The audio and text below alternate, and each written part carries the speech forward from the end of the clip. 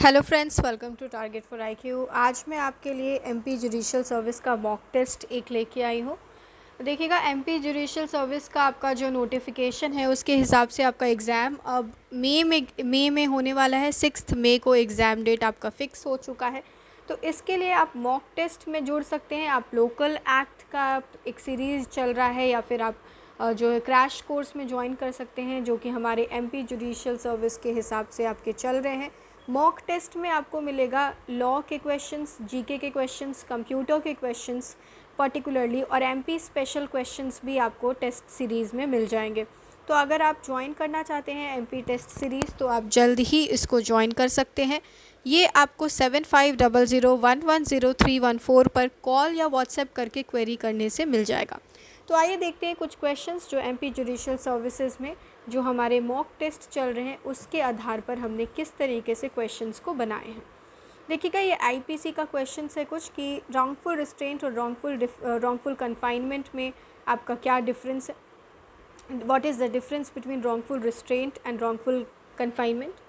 क्या वो कोई डिफरेंस नहीं है दोनों टर्म के बीच में, या जेंडर से रिलेटेड डिफरेंस है, या एज ऑफ द विक्टिम से रिलेटेड डिफरेंस है, या ऑप्शन आपका डी है नन ऑफ द अबव। तो इसका आपका करेक्ट आंसर हो जाएगा नन ऑफ द अबव, क्योंकि रॉन्गफुल रिस्ट्रेंट और रॉन्गफुल कन्फाइनमेंट में डिफरेंस तो है, लेकिन जिस आधार पर डिफरेंस है वो आपको सही से नहीं दिया गया है। नेक्स्ट देखेंगे, A places men with firearms at the outlets of the building and tells Z that they will fire at Z if Z attempts to leave the building. ये जो है ये किस तरीके से, ये कौन सा ऑफेंस किया गया है। तो आप देखिएगा, रॉन्गफुल रिस्ट्रेंट और रॉन्गफुल कन्फाइनमेंट में डिफरेंस क्या है कि आप अगर कोई बिल्डिंग या प्रेमाइसेस में सारे सर्कमस्क्राइब्ड लिमिट में किसी को अगर आप ऑब्स्ट्रेन करते हैं, रिस्ट्रिक्ट कर देते हैं उसके मूवमेंट को चारों डायरेक्शन से, तो उसको हम रॉन्गफुल कन्फाइनमेंट कहते हैं। इसीलिए इसका ऑप्शन हो जाएगा सी। फिर हम बात करते हैं, A shakes his fist at Z intending और knowing it to be likely that he may thereby cause Z to believe that A is about to strike. तो ये क्या है, एक तरीके से एप्रीहेंशन का क्रिएशन है, तो ये आपका असॉल्ट का ऑफेंस हो जाएगा। नेक्स्ट देखते हैं, A incites a dog to spring upon Z without जेड्स consent intending to cause injury, fear और एनवाइंस। ठीक है, तो ये जो है आपका सीधे इलस्ट्रेशन से लिया गया है और आपका ये क्रिमिनल फोर्स का एग्जाम्पल हो जाएगा।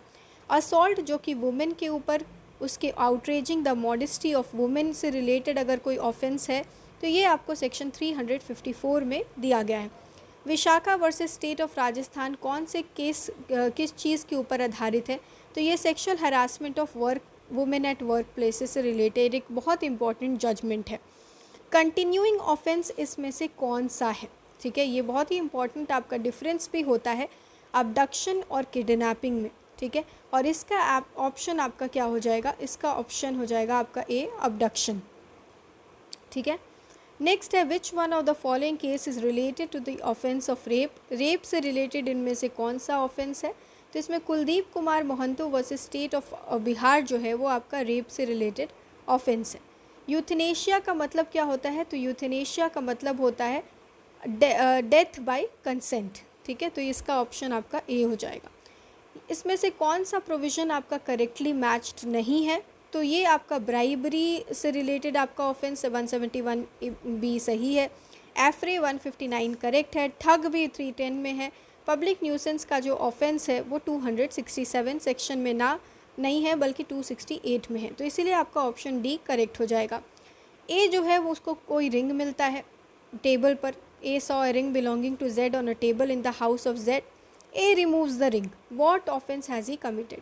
तो ये आपका थेफ्ट से रिलेटेड ऑफेंस आपका कमिट हो जाएगा क्योंकि उसने रिमूव कर दिया। आप देखिएगा 378 में 5 इंग्रेडिएंट्स फुलफ़िल होने ज़रूरी हैं, और वो 5 इंग्रेडिएंट है, सबसे पहले डिसऑनेस्ट इंटेंशन, दूसरा है आपका कि ये मूवेबल प्रॉपर्टी से रिलेटेड ऑफेंस है, तीसरा आपका है कि ये पोजेशन से रिलेटेड ऑफेंस है, यानी ये ओनरशिप से रिलेटेड ऑफेंस नहीं है।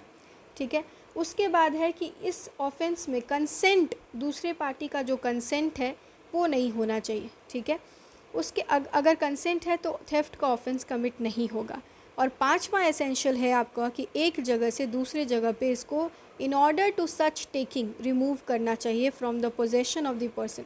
सो ये 5 आपका इम्पॉर्टेंट प्रोविज़न है। थेफ्ट कहाँ डिफ़ाइन किया गया है, तो सेक्शन 378 में डिफ़ाइन किया गया है। मेकिंग प्रेपरेशन टू कमिट डकैती कहाँ पे है, तो ये आपका सेक्शन 399 में है। इसको हम प्रेपरेशन टू कमिट डकैती, क्योंकि ये पनिशेबल है, इसको हम एक तरीके का इनकोएट क्राइम भी कहते हैं। क्यों इनकोएट क्राइम कहते हैं, क्योंकि इसमें सारे इंग्रेडिएंट्स जो हैं आपके फुलफ़िल नहीं होते हैं और सिर्फ मियरली प्रेपरेशन के स्टेज पे ये ऑफेंस जो है वो कंप्लीट हो जाता है। तो इसके वजह से सेक्शन 399 में ये तो बहुत इंपॉर्टेंट सेक्शन आपका हो जाता है डकैती। Case of criminal misappropriation, the initial possession of the property. Initial possession property का क्रिमिनल मिसअप्रोप्रिएशन में क्या होता है, तो इनिशियल पोजेशन जो है वो आपका गलत तरीके से नहीं होता है, तो इनोसेंट या मिस्टेकन तरीके से इनिशियल पोजेशन है, तो इसका ऑप्शन आपका हो जाएगा सी। 14 का आपका ऑप्शन हो जाएगा सी। क्रिमिनल ब्रीच ऑफ ट्रस्ट किससे रिलेटेड ऑफेंस है, तो ये मूवेबल एंड इमूवेबल प्रॉपर्टी दोनों से रिलेटेड आपका ऑफेंस है। मैक्सिमम पनिशमेंट मिसचीफ के केस में कितना दिया जा सकता है, तो मिसचीफ के केस में आपका मिसचीफ सबसे पहले तो डिफ़ाइन है आपका 425 में, इसका पनिशमेंट आपको 426 में दिया गया है और इसका जो आपका ऑफेंस का पनिशमेंट है वो आपका 3 मंथ्स पनिशमेंट हो जाएगा। X with a view to murdering Y enters Y's bedroom at night. When Y is out of station, X is guilty of. यहाँ पे X जो है वो Y को मर्डर करने के लिए जाता है, उसके बेडरूम में घुसता है और वहाँ पर Y जो है वो रहता नहीं है, तो X किस चीज़ के लिए गिल्टी है, तो X जो है वो यहाँ पे हाउस ट्रेसपास का नाम का ऑफेंस है जहाँ पे वो गिल्टी हो जाएगा। ये आपको सेक्शन 511 की इलस्ट्रेशन से दिया गया है और ये अटेम्प्ट टू कमिट थेफ्ट यानी कि ऑप्शन बी आपका करेक्ट आंसर हो जाएगा। 489A आईपीसी का किस चीज़ से रिलेटेड है, तो counterfeiting currency notes and bank notes से रिलेटेड आपका प्रोविज़न है। इंडियन पीनल कोड में क्रुएल्टी कहाँ पे डिफ़ाइन किया गया है, तो ये आपका सेक्शन 498A में डिफ़ाइन किया गया है।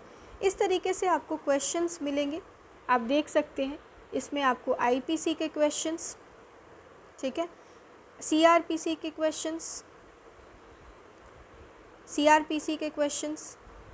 फिर आपको जो है सीपीसी के क्वेश्चंस, आपको एक बहुत ही अच्छा सेट मिलता है यहाँ पे एविडेंस के क्वेश्चंस।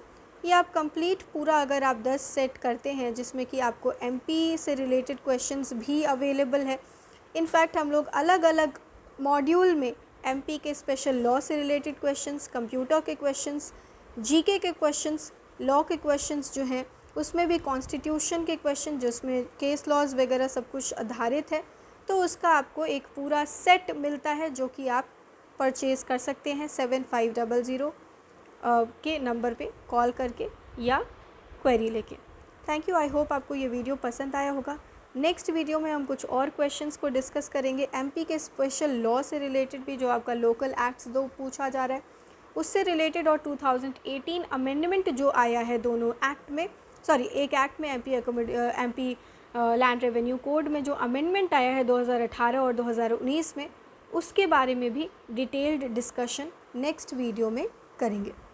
आई होप आपको ये वीडियो पसंद आया होगा। मिलते हैं नेक्स्ट वीडियो में।